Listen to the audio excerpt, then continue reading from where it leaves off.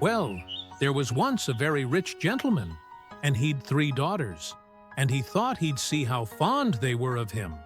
So he says to the first, How much do you love me, my dear? Why, as I love my life. That's good. So he says to the second, How much do you love me, my dear? Why, better nor all the world? That's good. So he says to the third, How much do you love me, my dear? What? I love you as fresh meat loves salt. Well, he was that angry. You don't love me at all, and in my house you stay no more. So he drove her out there, and shut the door in her face. Well, she went away on and on till she came to a fen, and there she gathered a lot of rushes and made them into a sort of a cloak with a hood to cover her from head to foot and to hide her fine clothes. And then she went on and on till she came to a great house. Do you want a maid? No, we don't. I haven't nowhere to go, and I ask no wages and do any sort of work. Well, if you like to wash the pots and scrape the saucepans, you may stay. So she stayed there and washed the pots and scraped the saucepans and did all the dirty work. And because she gave no name, they called her Cap o' Rushes.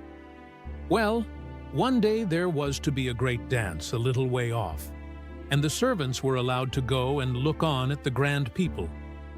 Cap o' Rushes said she was too tired to go, so she stayed at home.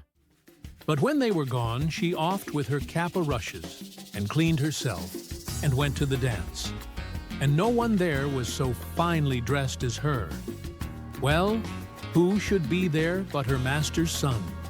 And what should he do but fall in love with her the minute he set eyes on her?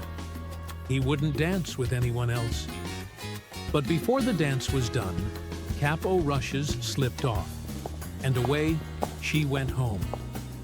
And when the other maids came back, she was pretending to be asleep with her cap o' rushes on. Well, next morning they said to her, You did miss a sight, Cap o' Rushes. What was that? Why, the beautifulest lady you ever see, dressed right gay and ga.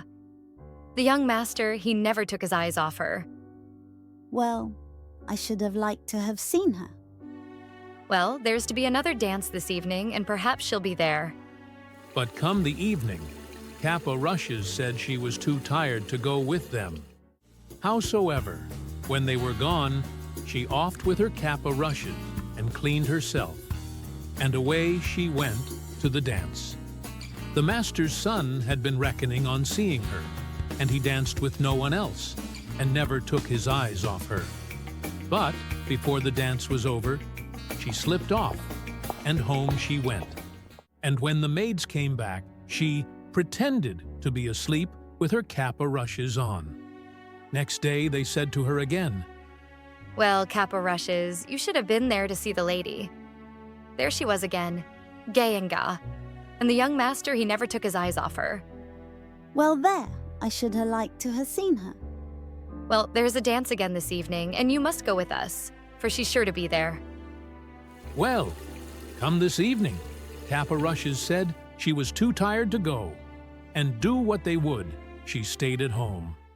But when they were gone, she offed with her cap o' rushes and cleaned herself, and away she went to the dance. The master's son was rarely glad when he saw her. He danced with none but her, and never took his eyes off her. When she wouldn't tell him her name, nor where she came from, he gave her a ring and told her if he didn't see her again, he should die. Well, before the dance was over, off she slipped, and home she went. And when the maids came home, she was pretending to be asleep with her cap o' rushes on. Well, next day they says to her, There, Cap o' Rushes, you didn't come last night, and now you won't see the lady, for there's no more dances. Well, I should have really liked to have seen her.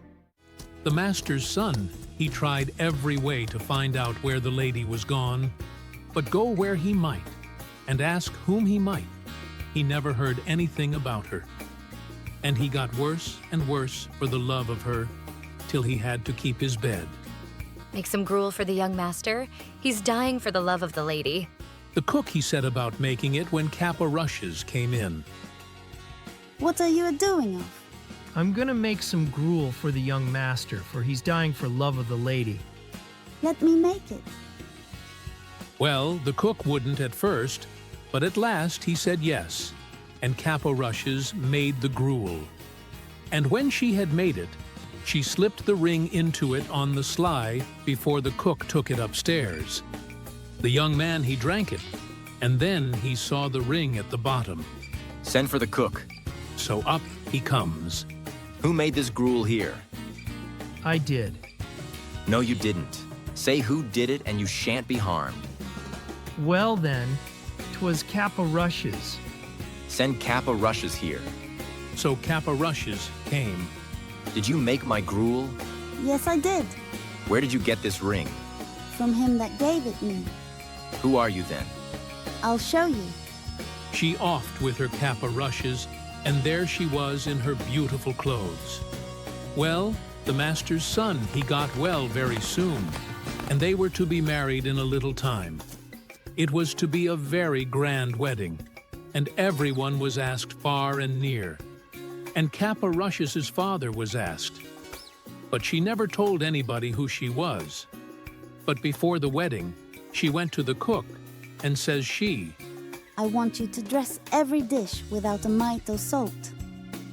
That'll be rare nasty. That doesn't signify. Very well. well, the wedding day came, and they were married. And after they were married, all the company sat down to the dinner. When they began to eat the meat, that was so tasteless they couldn't eat it.